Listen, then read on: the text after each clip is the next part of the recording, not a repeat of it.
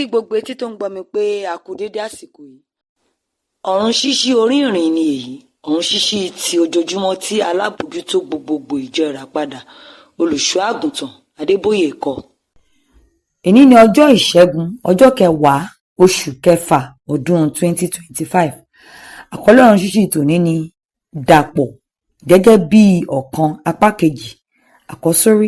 Àkọ́sórí wa nínú ìwé Mátíù orí 19 ẹsẹ̀ 6, èyí tó kà báyìí wípé nítorí wọn kì í ṣe méjì mọ́ bí kò ṣe ara kan.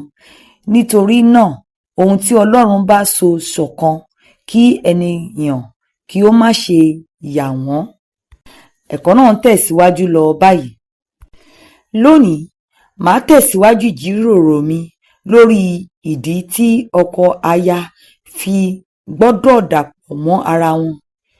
Nígbà tí ọkọ àti aya bá ń gbé ní ọ̀nà jíjìn sí ara wọn fún ìgbà pípẹ́, àwọn méjèèjì yóò bẹ̀rẹ̀ sí ní yípadà gẹ́gẹ́ bí agbègbè wọn tó yàtọ̀ láìmọ̀. Bí àwọn ènìyàn ṣe ń dàgbà sí i, tí wọ́n ní ìrírí tuntun, wọ́n ń yípadà. Tí ọkọ àti aya kò bá máa la àwọn ìrìn yìí papọ̀, wọ́n lè di àjòjì sí ara wọn lẹ́yìn ìgbà díẹ̀. Ní ìgbà tí irú ọkọ àti aya bẹ́ẹ̀ yóò fi dé papọ̀, àwọn ìyàtọ̀ náà yóò tilẹ̀ yà wọ́n lẹ́nu. Ó nira láti dàpọ̀ gẹ́gẹ́ bí ọ̀kan pẹ̀lú ẹni tí ẹ ò jọ gbé pọ̀. Ohun tó máa ń fa okùn tó yí láàrin tẹ̀gbọ́n-tàbúrò kì í ṣe torí òbí kan náà ló bí wọn nìkan, ṣùgbọ́n nítorí wọ́n jọ dàgbà papọ̀. Tí o bá fẹ́ jẹ́ ọ̀kan pẹ̀lú ọkọ aya rẹ, ìwọ yóò nílò kí ẹ jọ la àwọn ìrírí kọjá papọ̀.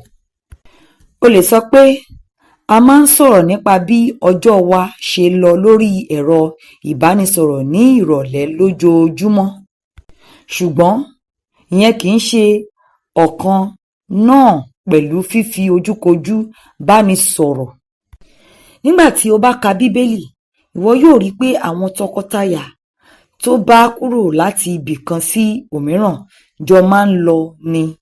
Nígbà tí Ábúráhámù kó lọ sí Íjíbítì, ó lọ pẹ̀lú Sárà, èyí tí a lè rí nínú ìwé Jẹ́nẹ́sísì orí 13 ẹsẹ̀ 1. Nígbà tí Élímélẹ́kì lọ sí Móábù láti ṣe àtìpó torí oúnjẹ, ó lọ pẹ̀lú aya rẹ̀ Náómì, èyí tí a lè rí nínú ìwé Rúùtù orí 1 ẹsẹ̀ 1. Bí ó tilẹ̀ jẹ́ pé ìtàn wọn gba omi lójú ẹni, ẹ̀kọ́ náà ni pé kíkó lọ sí ibòmíràn yẹ kí ó jẹ́ òwò àṣepapọ̀. Nígbà tí áńgẹ́lì yọ sí Jósẹ́fù kí ó gbé Jésù lọ sí Íjíbítì nítorí èròǹgbà ìṣekúpani Héródù, ìdílé náà lọ papọ̀, èyí tí a lè rí nínú ìwé Mátíù orí 2 ẹsẹ̀ 13 dé 14. Àwọn ìṣẹ̀lẹ̀ kan lè wà tó jẹ́ pé kò ṣeé yẹ̀ tí yóò fa kí ọ̀kan kí ó kọ́kọ́ lọ sí ibòmíràn náà. Ẹ̀wẹ̀, ní irú àwọn ìṣẹ̀lẹ̀ bẹ́ẹ̀, ìdílé náà kò yẹ kí àwọn ìdílé bẹ́ẹ̀ wà ní ọ̀tọ̀ọ̀tọ̀ jù fún oṣù 6 kí wọ́n tó padà wá papọ̀. Kò dára fún àwọn tọkọtaya kí wọ́n yapa nínú ìgbéyàwó nítorí wọ́n fẹ́ lọ sí ibòmíràn tí wọ́n rí gẹ́gẹ́ bí pápá oko tútù.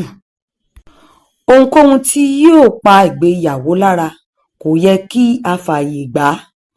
Àwọn tọkọtaya ní láti máa ṣe ohun gbogbo tó yẹ láti wà papọ̀ nítorí Ọlọ́run pa á láṣẹ, èyí tí a lè rí nínú ìwé Máàkù orí 10 ẹsẹ̀ 9.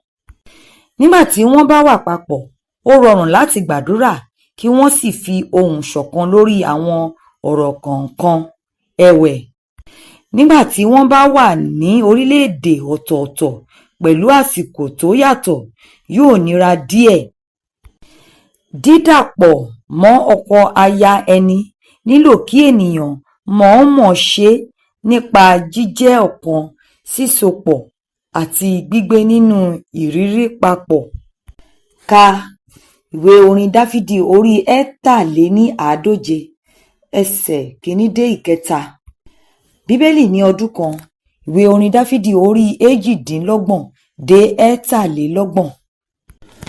Kókó ọ̀rọ̀: ó ṣe pàtàkì fún tọkọtaya láti ní ìtara nípa gbígbé láti ní ìrírí ayé papọ̀.